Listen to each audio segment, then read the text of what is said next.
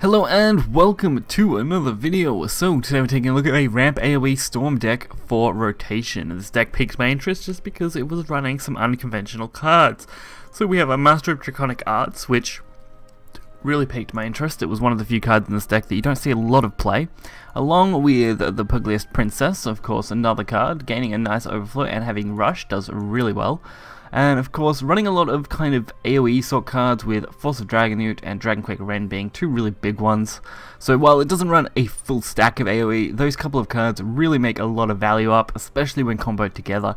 Also, Tower Warden Adele does an amazing job at giving you back health, which is awesome. And pretty much everything has some ability to clear or build the board very effectively, while at the same time setting up for your big Irons and Zoe plays and Dragonplate Warrior, giving you those little pings and setting up a nice ward as well. This deck should counter most decks pretty well, especially aggressive Storm decks, as it does have a lot of AoE and Storm itself, along with the fact that it also has a heap of wards which will block out just a ton of damage, especially like things like Draconic Master. Once they get into their ramp stages, they are completely fine. So this deck is limited on ramp in some aspects. I mean, we are running a reasonable amount. I mean, you've got a couple of Eldirs, 3 Dragon Oracle, 3 Roy, and 2 Sanctum, which all can ramp you up quite nicely. But outside of that, we're going to get right into it and check it out. So our first match is actually against another Dragon deck, as Ramp Dragon has been quite popular in the rotation format as of late, only just below Portal in both usage rates and win rates.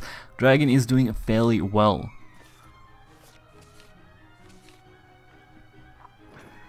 So we start off with a pretty okay hand, a 2-3 to 4 drop range. Of course, you don't really want to be wasting those cards, so hopefully we can do just a little bit better on our curve. Also, this deck tends to do quite well going second, provided you can draw into a little bit of ramp, as getting that Evo turn is really key for getting an extra little bit of ramp on your opponent, which really helps. I found that when I go second, I tend to do quite well, outside of course, coming up against puppets, where going second can be a detriment no matter what you do.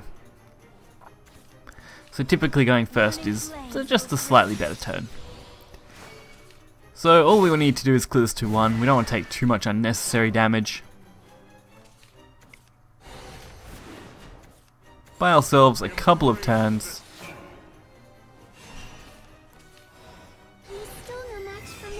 So we get a nice turn 4. Being able to use our Dragon Sword there, just getting a nice little boost up, but not really playing anything else. I don't want to waste the Water Walkers here, as Water Walkers will have quite a bit of value later on, being able to just build up a board that will have to be cleared or threaten lethal, which is really good advantage. Of course, we have got a quite nice amount of other cards. I mean, we've got the Dragon Oracle, we've got the Tower, we now have Overflow active, which means even these cards have a lot more value. So really at the moment we're just playing ahead of our opponent. Of course, Warbreaker Dragon is quite a powerful dragon. Not surprised to see it here. Would have preferred if we didn't see it, but I mean, beggars can't be choosers at this point. It's also one of the few legendaries that I really would love to have that I just don't, unfortunately. So Dragonplate Warrior, that's our turn 8 ward, plus gives us a nice little bit of ping effect. It does mean I have to waste it though.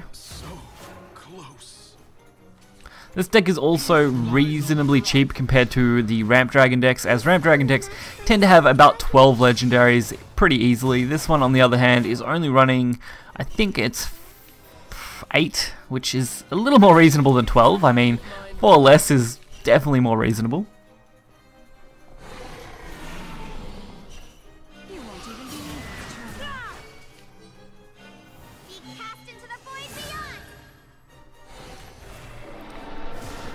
Not bad though, we do get at least a little bit of healing, which is what we were really aiming for there, as you don't want to get bursted down too quickly when you're coming up against another Dragon player. It also works quite well against Portal, being able to heal a little bit.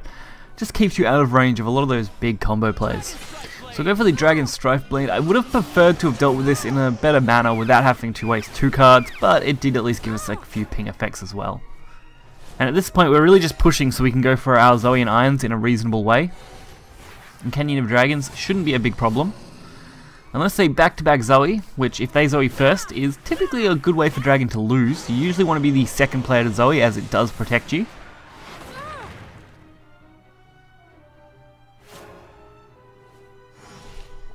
and we did pretty easily clear that out there, getting a nice bit of damage. Proto Baha, not really an issue at all. It is going to wipe this board, but our Zoe is going to pick up the win, so it isn't really going to matter. Just working out really nicely.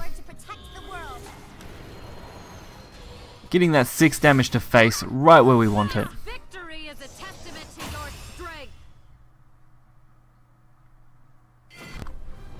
And our next game is against Blood. Blood still isn't the most popular deck in rotation. In Unlimited it definitely has a lot more power, but I have been seeing Blood coming up a little bit in the rotation format, just popping up here and there to really spice things up and keep things fresh, I guess, is what people are aiming for. So Blazing Breath is pretty decent turn 1. Unfortunately we're not going to get to use it. I usually like to use Blazing Breath turn 1 against Blood. Usually is the better way to go. But turn 2 I guess is pretty okay as well, especially if it limits the damage that they'll be taking themselves and what I can deal to them. So in a sense this isn't bad. Puglist Princess, 3-2, pretty solid body. Means that whatever they play is going to be pretty easy to get rid of.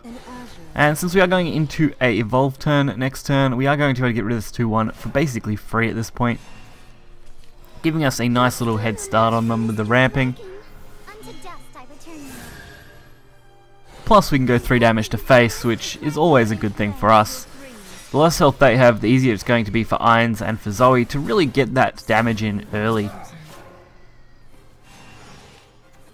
Our opponent does go for Vera. Not really an issue at all. They are going to try and use this to protect their health, which is obviously pretty key for Blood right now. And they're going to do an okay job at it. I mean, Razor Claw is going to protect them very nicely. But we're going to get the White Frost, which is an instant removal, set up a second one, and pretty much just play off that for a couple of turns. I would have liked to have used Master, but we wouldn't have really got its effect until next turn, and that would have been a little bit of a disappointment. So Snarling Chains, of course this gives them the heal because Demonic Ram. Scorpius, again, giving them another heal, so they are actually healing 2 this turn, which is a little disappointing. This is why I'm not a fan of versing Demonic Ram, as it can be just a pain. But we are going to remove this fairly easily without too much hassle at all. We're going to be able to throw an Evo out, which means our Eyes is actually going to be usable fairly quickly. If we want it, that is. We may not want to use it yet. And this 3-4 basically is effectively a 7-4, so it's always nice to have a card like that that can really bulk out your damage. Crimson Desire, deal 2 damage to leader, gain an Evo point. Obviously have to use that to get the Vera effect to go off, so it makes sense. Especially when you're playing Madness Revealed. It's kind of a card that annoys me because I can't really do anything against it. All I can really do right now is going to be take out this Vera and get 4 damage to face, and that will negate at least half of the healing they're going to get.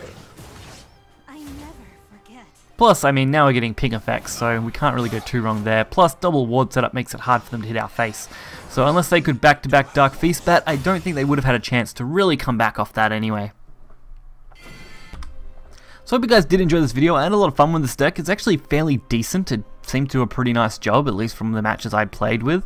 Of course, you can still get run over if you brick, which isn't impossible. If you don't ramp in the early game, it definitely becomes a lot harder to win your matches. So if you do want to try this deck, I highly recommend you always mulligan for as much ramp as you can get in the early game, unless you do have a Zoe to keep as 1, because that's always a nice 1-drop to have. So if you did enjoy the video, hit the like button and subscribe. You'll find the deck list in the description below, and I'll catch you guys next time. See ya.